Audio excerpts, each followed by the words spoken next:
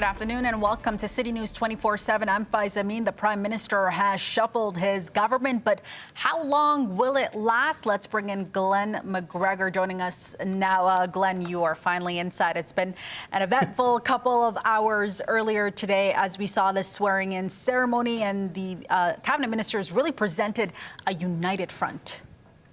Yeah, absolutely. And of course, that is not surprising at all. By definition, if you are named to cabinet by the Prime Minister, you are loyal to him until you are no longer in cabinet, like Chrystia Freeland, for example, someone who left cabinet on her own accord on Monday and triggered this whole chain of events that has consumed really only 4 days ago. It feels like maybe 100. It's been a long week. But yes, today, so 8 new backbench Liberal MPs elevated into cabinet, and 4 other current cabinet ministers given new roles. The Prime Minister, of course, was in the room at Rideau Hall with the Governor General and the Clerk of the Privy Council as those MPs were sworn in to their new duties.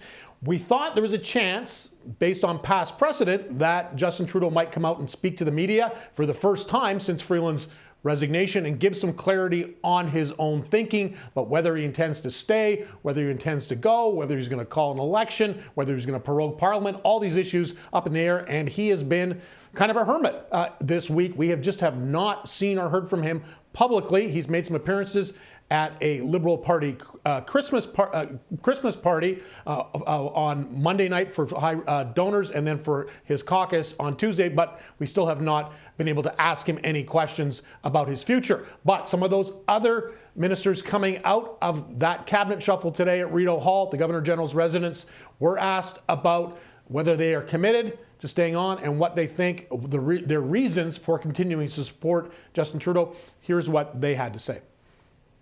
We are here today. We are a united front, and again, we are truly looking forward to working for Canadians. If we don't all band in the same direction, the results are not going to be as strong as they otherwise would. And so I'm here today. I'm taking on an additional portfolio in internal trade because I believe that that is the way we will maintain and grow our domestic economy and our relationship with the United States. What I would say is I would ask that at this time, this very critical juncture, that we all push in the same direction. We have issues left, issues right, and issues in front of us. It's important that we all ran to serve Canadians. And you will never have to ask me twice to serve Canadians. So I think if you had to characterize the endorsements those cabinet ministers gave of Justin Trudeau, I would say it was rote or perfunctory. No one really even said his name, talked about his reasons for why they think he should stay on as Prime Minister. It's pretty clear that those people appointed to cabinet today, and those ones that are already in there, as we heard from 2 of them there, may not have much longer in the job. It's a nice elevation to get. It's a nice promotion. If you're a backbench MP, it comes with more money. You get a car and driver, you get more resources, you get more staff. But this could only be a matter of weeks or months that they are in those jobs. They may not even be in there long enough to answer questions in their new portfolios in the House of Commons, depending, Faiza, on how things play out over the coming weeks. Now, as you said, Prime Minister Justin Trudeau did not speak today, but his opposition leaders, they sure had plenty to say.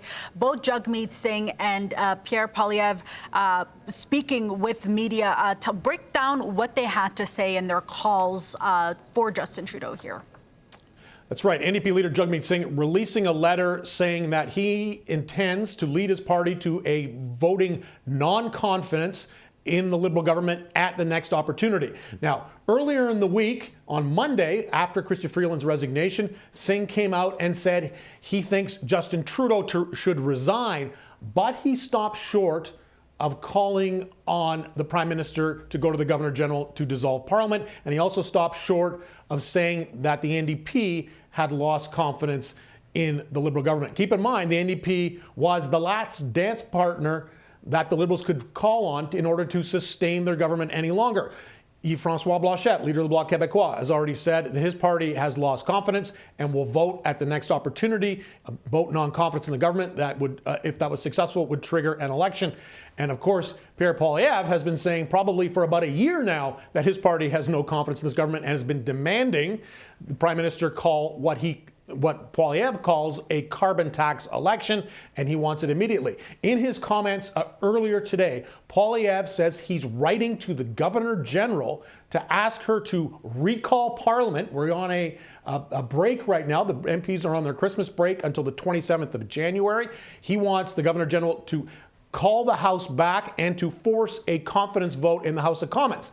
That is fantasy. It's not going to happen. First of all, the House of Commons is recalled during a recess that it's on right now only by the Speaker, and that sometimes happens if there's a need for an emergency debate. The Speaker, who is a Liberal MP as well, Greg Fergus, he could call them back at any time. But the idea that the Governor General could force a non-confidence vote on the House of Commons or instruct the Prime Minister to have a non-confidence vote, that would be highly unusual. Nevertheless, here's Pierre Poilievre explaining his rationale for calling for this. We have a guy here who has lost control of everything, and yet he clings to power. This cannot go on. So what I'm proposing is the most democratic thing that can happen. Let's have a vote in the House to let Canadians have a vote at the ballot box to elect a new common sense government that will put Canada first. Now, the Governor General, Mary Simon, highly unlikely to agree to Pierre Poilievre's request. The Governor Generals don't like to get involved in that situation because they don't want to taint the process with politics. They are representatives of the King, after all. Remember back in 2008, Stephen Harper was then Prime Minister. He faced an issue similar to this in the coalition crisis when the other opposition parties banded together and proposed that they would form government. Harper only had a minority back then. She did eventually agree to prorogue Parliament. That is, hit the pause button on Parliament to buy some time, and that allowed Harper to escape that very existential threat to his government. She's not going to do that this time, I don't think. However, the government will face confidence votes in the near future, possibly as early as the first or second week of February, when opposition parties could have opportunities to bring motions. Also, if there's any votes involving money, including some of the things that were introduced in the fall economic statement that was tabled on Monday, particularly those $1.3 billion in border measures to appease Donald Trump about his concerns about security on the Canada-US border. That's something that's ultimately going to have to be voted on in the House of Commons. But with the NDP, the Bloc, and the Conservatives all saying they intend to vote non-confidence at the next opportunity, this government's days are highly numbered. It's very likely it will fall sometime in February. Possibly they can stretch it out until March, unless Justin Trudeau goes to the Governor General again, goes back to Rideau Hall where he was today, and asks her to prorogue. That would give him more time, and also could give the party, crucially, time to run a leadership race should Justin Trudeau decide over the next few days and weeks that he is going to step down. But right now, everything is flux. The only thing we know is this government is deeply teetering on the brink. It has a measured amount of time left before Canadians are into an election, and it is virtually certain, unless Trudeau can pull a rabbit out of a hat somehow, that we are headed back to the polls sometime this spring. All right, Glen McGregor, thank you so much for this update. We appreciate it. Thank you.